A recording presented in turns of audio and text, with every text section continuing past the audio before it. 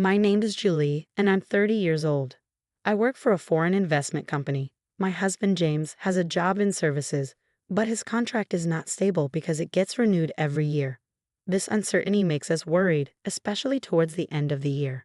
James' family values government jobs a lot because his parents used to work for the government, and his sister still does. They don't really respect my job in a private company. Since we got married, we've been living with his family, who always make me feel bad about working for foreigners. In investment firms, the main goal is to make money and pay employees. Some people believe that those who work in private companies couldn't get government jobs.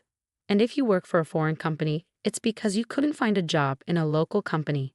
James grew up thinking this way because of his family. So even though his job isn't permanent, he sticks to it because it gives him a certain status and salary. Once, I asked James, who was feeling anxious about his job, if it's safer to have a permanent job in a regular company than being a temporary worker in a government job, especially towards the end of the fiscal year. He quickly replied, "If I'm not a civil servant, it's better not to work at all." It seems like my husband hasn't told his parents that he's working as a temporary government employee, so he keeps asking me to keep it a secret. Also, because of his British nature, he boasts about getting promoted. It's a lie I don't understand, but he wants to keep up appearances to his parents and sister.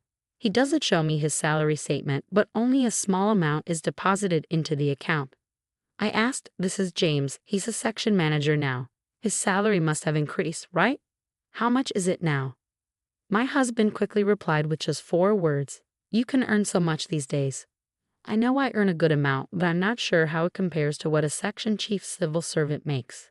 I work as a bond trader, and most of my salary comes from commissions. Lately, I've been making consistent profits, so compared to other employees in regular companies, I earn quite a bit. When my husband mentioned the amount of money, my mother-in-law looked impressed, but she couldn't compare it to what people earned in her time. "But it seems James is doing well," she said proudly. His sister, who works at the city office, overheard our conversation. If he worked at the city office, he might be at the level of a division head. "Government jobs do pay well, don't they?" she commented. Seeing everyone's reactions, my husband looked even more uneasy. He seemed to regret bringing up my salary and swiftly changed the subject. "Let's not talk about salaries anymore. By the way, someone from the housing company visited recently. Are we considering renovations for this house?" He changed the topic. A sales rep from a housing company had indeed paid us a visit. Sensing my husband's train of thought, I decided to go along with the topic of home renovations. As for remodeling the kitchen, we were. But my mother-in-law cut me off abruptly, shouting, "Stay out of family matters. You're just a daughter-in-law. Keep quiet and do as you're told." She glared at me with a scared look. It seems like she's always unhappy with what I say and do. The main reason for her dissatisfaction seems to be that I'm not a government worker. She's particularly bothered by the fact that I manage my husband's salary and give him an allowance. My mother-in-law thinks my husband earns a lot, and she believes I control all of his money. But in reality, most of his salary goes towards his personal expenses, and our living costs are mostly covered by what I earn. As for my sister-in-law, she doesn't contribute anything to our expenses. You're taking money from an elderly couple who only have their pension. James earns a lot, so you're not struggling, right?" she says, without any intention of helping out. "Living in my husband's family home means we don't have to worry about paying rent, and we can manage with just my salary." But the atmosphere at home is undeniably tense. Unable to join the conversation about the housing company, I hurriedly cleaned up the kitchen after dinner. Neither my mother-in-law nor sister-in-law offered to help with the housework. After finishing my job, I rushed back home to cook, clean, and do laundry without a break. One good thing about working for a foreign company is that I don't have to work overtime as long as I do my job well. Being able to leave work on time is a relief. It helps me keep my work and personal life separate, and I don't have to bring work home, which is a big advantage. On his days off, my husband works on his computer at home. I worry if it's okay for him to bring work home and do it there. When I tried to ask him about it, he said, "I can't work overtime, and if I don't finish on time, I get in trouble." "Don't worry about it, it's not your concern." Ironically, I was the one being scolded. Lately, my husband has been in a bad mood, and he gets angry as soon as I try to talk to him. He even yelled at me when I asked about the housing issue. It's none of your business. Didn't Mom tell you that already? Just follow the rules. That's all you need to do. Despite taking care of the household chores and finances in his home, I'm unhappy with my husband's attitude of keeping me in the dark. One day, someone from a home building company came to my in-laws' house with a computer. Everyone except me started discussing floor plans and looked at housing designs on the computer. When I tried to see what they were doing while having tea, she yelled at me, "You don't need to see this. Go away." I was surprised to learn that they were planning to build a new house instead of renovating the current one. My father-in-law had mentioned expanding the house because it was getting cramped. It seems that's what they're actually planning. My in-laws, who retired from their government jobs, have a lump sum of retirement money. I guess they intend to use that money to build a new house. And since I moved in, they've been living on their pension without paying any living expenses, so they should have plenty of money. I decided to distance myself from the situation. What worries me is whether my sister-in-law plans to live in the new house too. She's 28 years old and could get married, but there's been no talk of that, so I assume she'll be living in the new house. I dislike her as much as I do my mother-in-law because she never helps with any chores and is always complaining. I wish she would get married soon, but my father-in-law told the home builder, my daughter and her husband, my son, and us. Can we add another room? I want a house where all three households can live together. It was surprising to hear that my sister-in-law's husband might also live with us. But what's more surprising is that it's not about my son's family, but just my son. I was shocked that I wasn't included. The house they're planning to build is supposed to be quite big, but even so, the current site won't fit three households comfortably. Since my in-laws and sister-in-law are the ones building the house, I can't say anything, but I think keeping it clean will be a challenge. The man went out to see the model room and the construction site later. You stay out of this, it's none of your business, my mother-in-law said spitefully. She probably expected me to argue back. She gave me a disapproving look when I didn't. It seems like the housing construction is moving forward. I'm not being told anything, but my in-laws and sister-in-law are getting ready for the move. Seeing my husband not doing anything, I asked, "Aren't you going to help with the move?" "Why should I? Aren't you the one handling it?" My husband got angry when he heard me speaking as if it were someone else's responsibility. I'm confused why he's getting mad when I don't even know when or where we're moving. Later on, whenever I had time, I started preparing for the move, but I packed our belongings separately. I was tired of my mother-in-law's attitude, and I was also feeling suspicious about my husband because of the new house. "When are we moving?" I asked my husband to confirm. "Just get ready, you don't need to know." "That's it," he replied. From conversations during meals, I gathered that the move was probably happening soon. But strangely, they're not telling me anything. Do they see me just as a housemate? I only found out about the move when the movers arrived. As I rushed, we started cleaning up the breakfast dishes. "Leave them. We'll buy new ones." "By the way, do you plan to move into the new house with us?" my mother-in-law asked. In that moment, I realized they were purposely excluding me from discussions of the new house's layout. And keeping me in the dark about the moving day was all part of their plan to kick me out of my in-laws' house. My husband, standing behind my mother-in-law and laughing, didn't say anything. He probably agrees with them.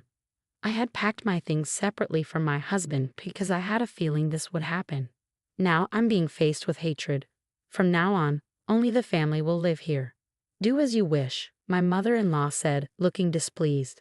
My sister-in-law, looking worried, probably thought I begged to come with them while crying. Not happy with my reaction, my mother-in-law snapped. "Anyone who relies on someone else's earnings should leave now. James will build the new house and pay off the loan with his salary. We don't need a freeloader," she yelled angrily. I was actually the one planning to leave. When I heard about the mortgage repayment coming from my husband's salary, I had to hold back my laughter. It seemed my husband hadn't been informed by his mother about this plan. He looked surprised but realized he couldn't contradict his angry mother, so he just remained silent. It seemed his parents believed they wouldn't need to use their retirement money, and instead their son would pay off the loan and build a new house. I found it intriguing how they planned to handle the loan repayment, so I informed them with a smile, "Got it. I've decided to proceed with divorcing James." So I told them, "You all go ahead and move to the new house." My mother-in-law didn't like my reaction and started shouting, but my father-in-law and sister-in-law pulled her away, and they left the house. To my husband, who stayed behind, I said, "We'll bring the divorce papers later, so please give me your new address. I'm sure it's a splendid house. Since I haven't been informed at all, I'd like to see it." Reluctantly, my husband gave me the address. Since I didn't have many belongings, a friend helped me move them. Then, I changed all the public utility bills for my in-laws' house to my husband's name. I went back to my parents' house for the time being, and once I was settled, I went to the address my husband gave me to get his signature on the divorce papers. The new house where my husband and his family moved was indeed impressive. It was a grand 3-family home. As soon as my mother-in-law spotted me, she hurried over and yelled, "What are you doing here?" Ignoring her outburst, I asked my husband to sign the divorce papers. My mother-in-law then turned to him and said, "Useless wife. It's because she's not a government worker. Hurry up and say it." With a sarcastic tone, I turned to my mother-in-law and remarked, "What a splendid house. Are you sure you can afford it with James' salary?" My mother-in-law's face turned red with anger. "You're the outsider now, so don't concern yourself with us. Take the divorce papers and leave," she snapped. I wanted to savor the sight of my husband's pale face a little longer, but I grabbed the divorce papers and left immediately, keeping an eye on my furious mother-in-law. I went straight to the town hall to submit the papers and decided to start looking for a new place for myself. Feeling worn out from married life after that ordeal, I opted to live alone in a small apartment for a while. I found a property near my workplace that suited my needs, so I moved in right away and started afresh. Life became so much more comfortable without roommates boasting about being government workers or leaving all the chores to me. Just as I was starting to put my husband out of my mind, I suddenly received a call from an unfamiliar number. "I can't pay the loan, Julie. Will you come back to me? I'm calling from a friend's phone. I can't afford to pay the mortgage, electricity, water bills, or even my phone bill," my ex-husband said, his voice breaking with tears. I assumed he could ask his family for help, so I suggested, "Your sister has a stable job, and your parents are retired with pensions.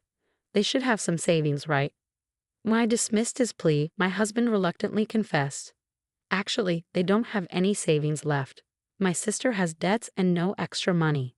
Listening to my husband, it became clear that their retirement savings were nearly wiped out due to investment fraud, and his sister, who lived with their parents, had racked up significant debt by overspending on credit. This proud family of civil servants had nothing to hide. While I was living with them, they might have been able to keep it under wraps.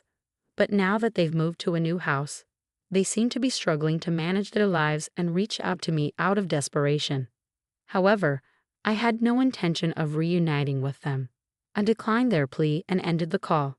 After that, the phone rang numerous times, but I continued to ignore it until the calls eventually ceased. Later, when I visited their new house, I noticed a for sale sign. There happened to be someone from the housing company there, so I couldn't resist asking about the in-law family. It turns out they sold the house immediately after it was built, but they still had a remaining loan. The housing company representative also mentioned, "I was surprised by that family. Despite their boasting, they said they would sell right away if they couldn't repay the loan because our relative was a cosigner. It seems to have caused some trouble." It seems that because a relative cosigned their loan, that relative had to take on the debt. Once this became known, considering their past boasting about being civil servants, it appears they're now facing ostracism from their relatives. It's not surprising, really. They caused trouble for a relative who works in a private company by involving them as a cosigner. As I relaxed on my sofa at home, I couldn't help but laugh at the absurdity of imagining what my ex-husband and his family, who no longer had anyone to boast to about being civil servants and were now seen as a nuisance by their relatives, might be going through.